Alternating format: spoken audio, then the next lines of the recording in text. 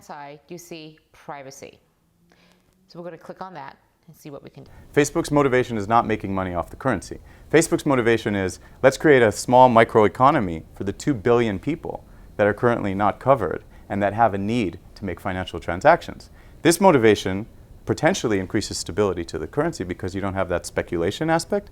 However, it raises a whole host of questions as to whether or not we would trust these superpowers, Facebook first and foremost, to have this sensitive financial data for this population.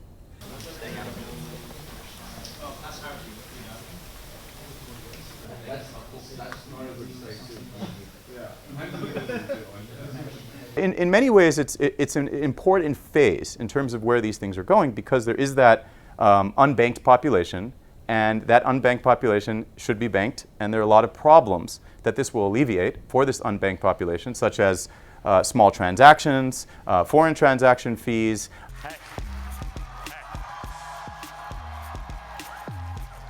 So that's why I believe that the future is private.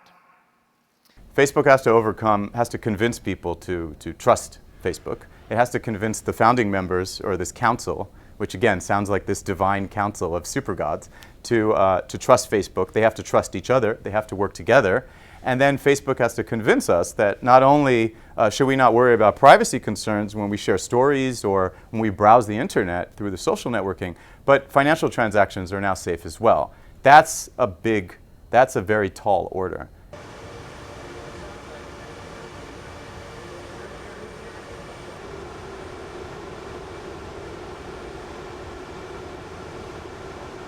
I mean, Facebook's infrastructure and technology will allow the currency to be more stable, will allow many more transactions per second, for example, will allow more stability.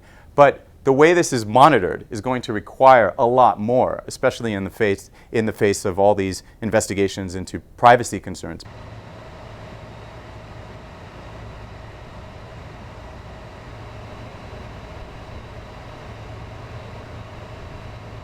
The main issue is dominance over this population, or access to this population, right? Facebook makes a lot of money over marketing.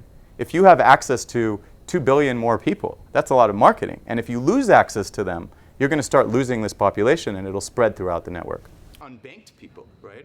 So these concepts are very important to sort of break down. And I think what you really want is reliability and trust. And the bottom line question is Facebook the company that should lead the charge for a trustworthy financial system for the unbanked population, which, of course, they hope will grow beyond that.